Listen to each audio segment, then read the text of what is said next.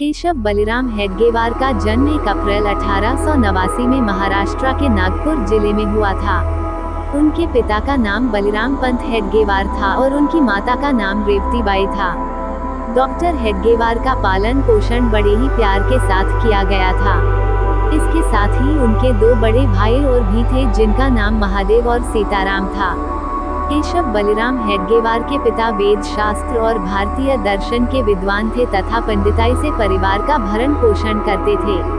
केशव बलिराम हेडगेवार की प्रारंभिक शिक्षा नागपुर के नील सिटी हाई स्कूल से ही हुई। वे बचपन से ही क्रांतिकारी प्रवृत्ति के थे और अंग्रेज शासकों से घृणा करते थे। जब वे स्कूल में पढ़ते थे तो समय एक अंग्रेज इंस्पेक्टर स्कूल में निरीक्षण के लिए आने पर केशव राय ने अपने कुछ सहपाठियों के साथ उनका स्वागत वंदे मातरम जयघोष के साथ किया, जिस पर अंग्रेज अधिकारी को बहुत गुस्सा आ गया और केशव राव को स्कूल से निकालने का आदेश दे दिया। इसके बाद में उन्होंने अपनी मैट्रिक की पढ़ाई पूना के नेशनल स्कूल से पूरी की। केशव के सबसे बड़े भाई महादेव भी शास्त्रों के अच्छे ज्ञाता तो थे, इसके साथ ही वे मल्ल युद्ध की कला में भी काफी माहिर थे। वे रोज अखाड़े में जाकर स्वयं तो व्यायाम करते ही थे, गली मोहल्ले के बच्चों को इकट्ठे करके उन्हें भी कुश्ती के दांव पेंच सिखलाते थे। महादेव भारतीय संस्कृति और विचारों का बड़ी सख्ती से पालन करते थे।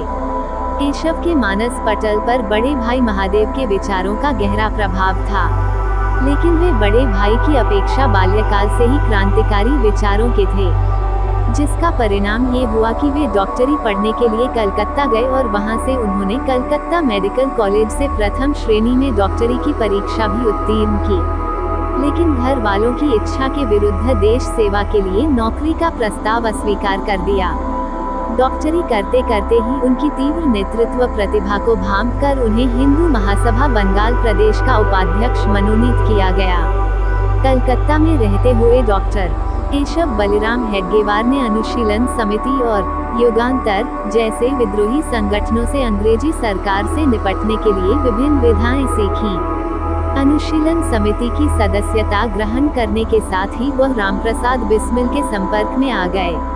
केशव चक्रवर्ती के छद्म नाम का सहारा लेकर डॉक्टर हेडगेवार ने काकोरी कांड में भी भागीदारी निभाई थी, जिसके बाद वह भूमिगत हो गए थे।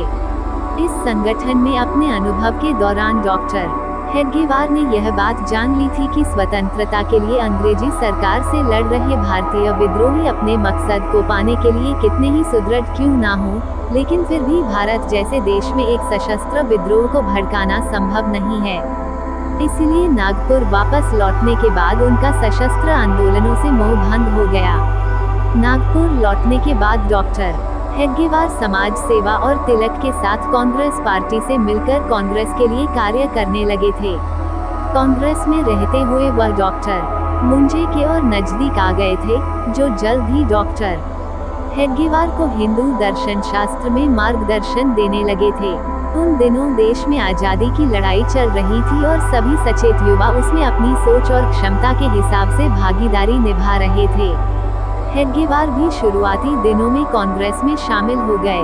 1921 के असहयोग आंदोलन में हिस्सा लिया और 1 साल जेल में बिताया, लेकिन मिस्र के घटनाक्रम के बाद भारत में शुरू हुए धार्मिक राजनीतिक खिलाफत आंदोलन के बाद उनका कांग्रेस से मन खिन्न हो गया।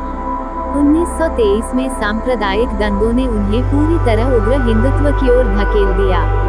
वो हिंदू महासभा के राष्ट्रीय अध्यक्ष B.S. मुंजे के संपर्क में शुरू से थे। मुंजे के अलावा हेडगेवार के व्यक्तित्व पर बाल गंगाधर तिलक और विनायक दामोदर सावरकर का बड़ा प्रभाव था। सावरकर ने ही हिंदुत्व को नए सिरे से परिभाषित किया था।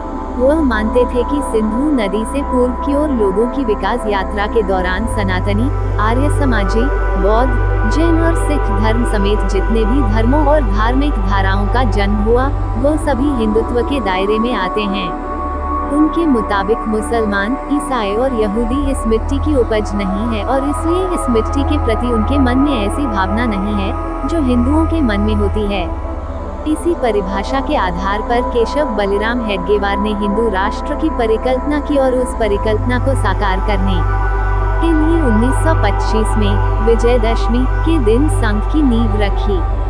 वह संघ के पहले सर संघचालक बने। संघ की स्थापना के बाद उन्होंने उसके विस्तार की योजना बनाई और नागपुर में शाखा लगने लगी। भैयाजी दानी, बाबा साहेब अपटे, बाला साहेब देवरस और मधुकर राव भागवत इसके शुरुआती सदस्य बने। इन्हें अलग अलग प्रदेशों में प्रचारक की भूमिका सौंपी गई। केशव बलिराम हेडगेवार की मृत्यु 21 जून 1940 को नागपुर में हुई। उनकी समाधि रेशम बाग, नागपुर में स्थित है, जहां उनका अंत्येष्टि संस्कार हुआ था।